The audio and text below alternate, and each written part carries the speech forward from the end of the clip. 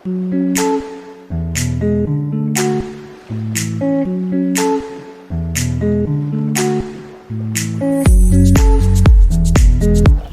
bolu kenu ajanu mija bolu anagonu mewe anagonu meveve mika jabolu ayono mija bolu ayongbegosu enele bi papata le dibo ka jabolu jipo topo jichanwe do chanwe mija bolu vodun refeso agbone suru di chakle khuri jakhuri afipe on bo toburu gbo mka on vodun sapata.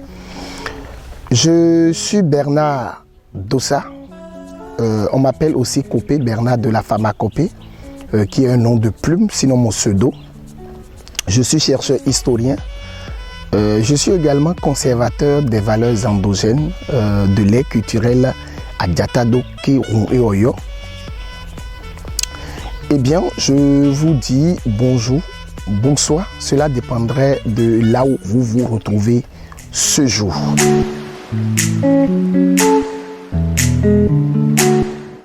Lorsqu'on parle de l'ère culturelle Adjata Doké et Oyo, on parle tout simplement des pays, à savoir le Nigeria, le Bénin, le Togo et une partie du Burkina Faso et du Ghana.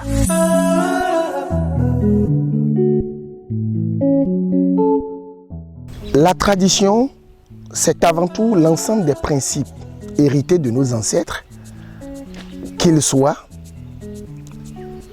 sanitaires, musical, religieux, ainsi de suite. Et qui sont parvenus à nous après avoir franchi les barrières de temps.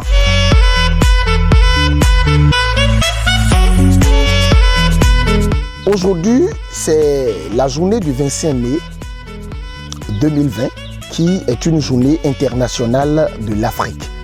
C'est la meilleure occasion pour nous entretenir sur la tradition et la culture par la santé dans l'ère culturelle Adjata Doké et Oyo.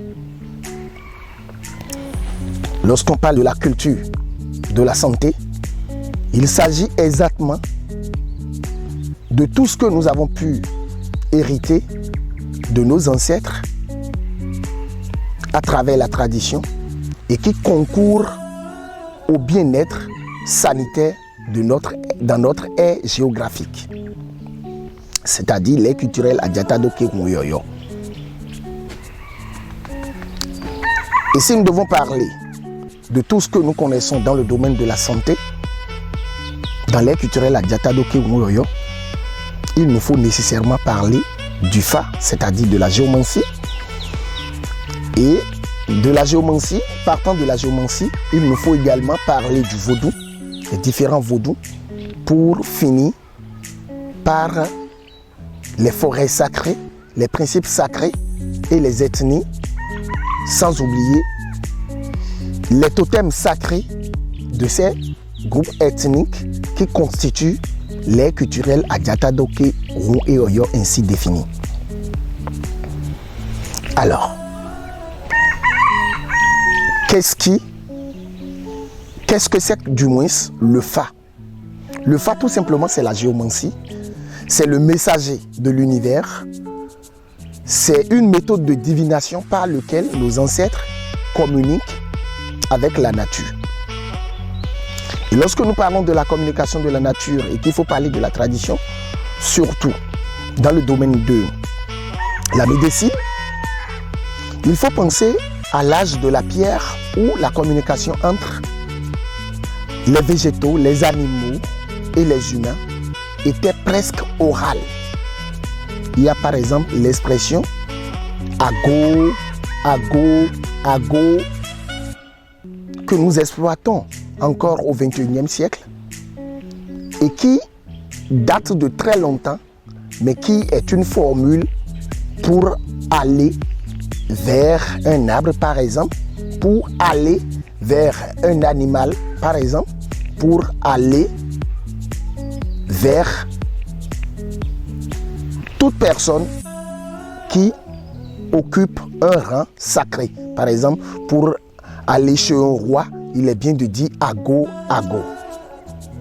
Alors, donc, nos ancêtres ont pu garder et transmis, je veux dire, à leurs descendants, et ainsi de génération en génération, ce qu'ils ont pu rechercher et trouver pendant l'âge de la pierre, sinon depuis l'époque du primitif jusqu'à notre ère. S'il faut citer par exemple des exemples, nous avons le cas des feuilles qui soignent par exemple la dentition. Et il s'agit par exemple de Hadouka. Cette recherche qui a été effectuée depuis des années du primitif, l'époque du primitif, sont parvenues jusqu'à nous. Et c'est encore efficace. Lorsqu'on parle de Hadouka, c'est une feuille qui est vendue sur le marché noir, s'il faut le dire, par des bonnes dames. Et quand l'enfant souffre de la dentition et que vous achetez simplement cette feuille, vous lui préparez en tisane et qu'il boit, mais facilement votre enfant va cesser avec des douleurs de la dentition. Mais toujours dans le même sens de recherche contre la dentition, nos ancêtres sont partis réaliser que les dents des reptiles tels que le serpent et des varans, et surtout des varans, sont exploités sous forme de médailles ou de pelles qu'on fait porter au cou à l'enfant ou à la hanche pour lui permettre de pousser facilement ses dents. Il s'agit là de quelques exemples de recherches médicinales réalisées par nos ancêtres et qui sont inscrits dans nos traditions et a pris aujourd'hui le sens de la culture et qui va de père en fils et de génération en génération.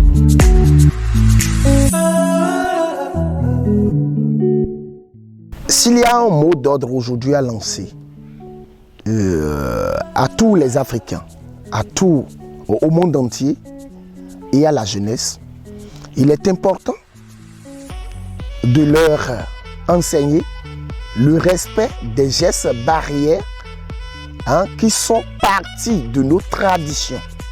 Par exemple, comme geste barrière d'hygiène, nos ancêtres savent qu'une femme en état de menstruation ne peut pas aller prendre l'eau de boisson.